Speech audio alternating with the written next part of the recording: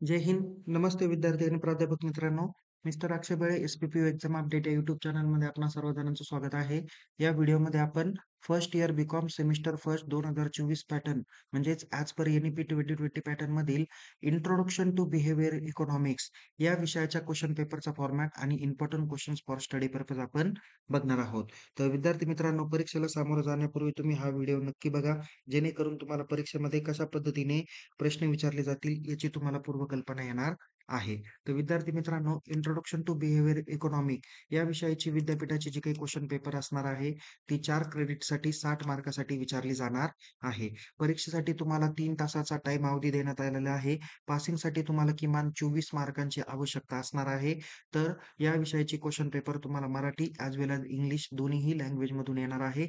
तुम्हाला ज्या लँग्वेजमधून लिहायची आहे, तुम्ही त्या लँग्वेजमधून या विषयाची क्वेश्चन पेपर राईट डाउन करू शकता. पण क्वेश्चन नंबर 1 इंग्लिश लिहिला तर पूर्ण प्रश्न इंग्लिशला, क्वेश्चन नंबर 1 मराठीतून लिहिला तर सगळे प्रश्न मराठीतून तुम्हाला लिहिणं अपेक्षित असणार आहे. ओके. तर विद्यार्थी मित्रांनो, यामध्ये क्वेश्चन पेपर पॅटर्नचं बघण्यापूर्वी अगोदर काही इम्पोर्टंट इन्स्ट्रक्शन आहे ते काळजीपूर्वक रीड करा. ज्यामध्ये टोटल तुम्हाला परीक्षेत 6 प्रश्न विचारले जातील.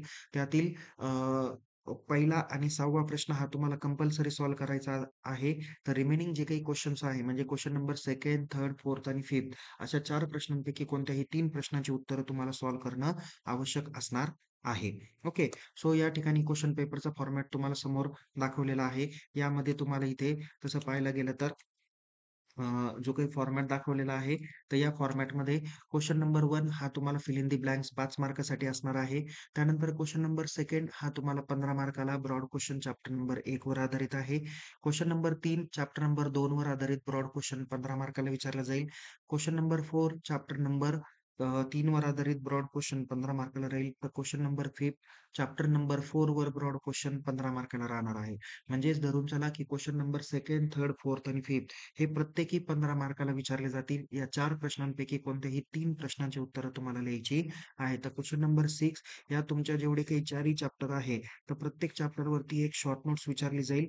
तर 4 पैकी कोणत्याही 2 शॉर्ट नोट्स तुम्हाला लिहायच्या आहेत. त्यासाठी तुम्हाला टोटल 10 मार्क देण्यात आलेले आहे. तर असे मिळून टोटल तुम्हाला या ठिकाणी 60 मार्काची जी काही क्वेशन पेपर आहे, तर ती विचारली जाणारी आहे. ओके.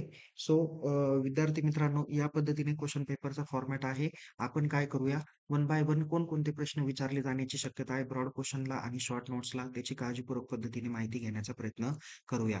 पुढच्या स्लाइड्समध्ये मराठीमधून सुद्धा प्रश्न या ठिकाणी टाकलेले आहेतच. ओके. सो बघा इथे पहिला प्रश्न आहे difference between micro economics and macro economics. दुसरा आहे explain basic economic problem and different approaches to solve the problems. तिसरा आहे explain interdisciplinary approaches to economic. नंतर आहे what is demand, state it various factors influencing demand. Then what is the price elasticity of demand, state it significance. हा अत्यंत महत्त्वाचा प्रश्न मला वाटतो. नेक्स्ट आहे explain concept of consumer surplus, state its assumption. त्यानंतर what do you mean by cost, explain the state and determinants of cost किंवा factors determining the cost. नंतर explain the economic and non economic किंवा diseconomics of sale. Then explain in details factors influencing production. Then describe the law of variable proportions. Then describe the law of return to scale. Then define insocrates and its various types. Okay. हा एक अत्यंत महत्वाचा chapter number 4 वर आधारित प्रश्न आहे, आयसोकाइन. Okay. या ठिकाणी ब्रॉड क्वेश्चन काही मी मराठीतून देण्याचा प्रयत्न केलेला आहे. त्यामध्ये पहिला आहे सूक्ष्मलक्षी आणि समग्रलक्षी अर्थशास्त्रातील फरक. त्याला व्यापक अर्थशास्त्र पण म्हणतात, पण समग्रलक्षी अर्थशास्त्र हा अत्यंत महत्त्वाचा भाग आहे. पुढे आहे ह्याच प्रश्न विचारले जातील असं काही नाही, पण एक जनरली प्रश्नांचं स्वरूप कसं असू शकतं मी त्याची माहिती तुम्हाला देण्याचा प्रयत्न केलेला आहे. नंतर आहे मूलभूत आर्थिक समस्या समजून सांगा आणि त्या सोडवण्यासाठी विविध दृष्टिकोन स्पष्ट करा. कदाचित पुस्तकातली भाषा ही वेगळी असू शकते. पुढे आहे अर्थशास्त्रातील बहुविषयक दृष्टिकोन स्पष्ट करा. मागणी म्हणजे काय? मागणीवर परिणाम करणारे विविध घटक स्पष्ट करा. मागणीची मागणीच्या किंमत लवचिकता म्हणजे काय? त्याचे महत्त्व स्पष्ट करा. ग्राहक अधिशेषाची संकल्पना स्पष्ट करा. त्याची गृहीतके नमूद करा. त्यानंतर खर्च म्हणजे काय? खर्च निश्चित करणारे घटक किंवा त्याला कॉस्ट डिटर्मिनंट्स म्हणतो ते सविस्तर स्पष्ट करा किंवा नमूद करा. नंतर प्रमाण अर्थव्यवस्था आणि अपप्रमाण अर्थव्यवस्था त्याला इकॉनॉमिक आणि डिसइकॉनॉमिक्स असं आपण म्हणतो स्केल स्पष्ट करा. त्यानंतर उत्पादनावर परिणाम करणारे घटक सविस्तरपणे स्पष्ट करा. चल प्रमाणनाच्या नियमांचे वर्णन करा. प्रमाणानुसार परतावा त्याला रिटर्न टू स्केल यांच्या नियमाचे वर्णन करा. नंतर सम उत्पादन वक्र त्याला आयसोपेड्स आपण असं म्हणतो. याची व्याख्या करा आणि त्याचे विविध प्रकार स्पष्ट करा. असे काही ब्रॉड क्वेश्चन विचारले जाण्याची शक्यता आहे. याच्यातीलच सर्व प्रश्न येतील असं काही नाही. नेक्स्ट आहे इम्पॉर्टन्स शॉर्ट नोट्स आहे.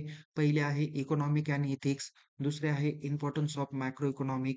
तिसरा आहे डिमांड फॉर कॉस्टिंग. चौथा आहे टाइप्स ऑफ प्राइस इलेक्ट्रिसिटी. पाचवा आहे changes in supply curve. Price इलेक्ट्रिसिटीचे टाइप्स कदाचित ब्रॉड क्वेश्चनला पण विचारू शकतात. नंतर आहे some cost, changes in supply curve, then fixed and variable cost, short run and long run cost, opportunity आणि इकॉनॉमिक कॉस्ट हे कॉस्टचे वेगवेगळे प्रकार आहे. नंतर आहे आयसो कॉस्ट लाईन. नंतर आहे importance of theory of production. हा हा पण एक अत्यंत महत्त्वाचा शॉर्ट नोट्सचा प्रकार आहे किंवा ब्रॉड क्वेश्चनला पण importance of theory of production किंवा नुसतं थिअरी ऑफ प्रोडक्शन पण तुम्हाला प्रश्न विचारले जाऊ शकतात. ओके. यामध्ये मराठीमध्ये जे काही शॉर्ट नोट्स आहेत त्यामध्ये अर्थशास्त्र आणि नीतिशास्त्र, व्यापक अर्थशास्त्राचे महत्त्व, त्याला समग्र लक्ष्य अर्थशास्त्राचं महत्त्व असं देखील आपण म्हणू शकतो. नंतर मागणीचा पूर्व अंदाज किंवा मागणीचा अंदाज, किमतीच्या लवचिकतेचे प्रकार, पुरवठा वक्रातील बदल, नंतर त्याला बुडीत खर्च असं म्हणतो शंक कॉस्टला. नंतर निश्चित खर्च आणि चल खर्च, त्यानंतर अल्पकालीन आणि दीर्घकालीन खर्च, संधी खर्च आणि आर्थिक खर्च, आयसो कॉस्ट रेषा, त्याला उत्पादक रेषा असं देखील म्हटलं जातं.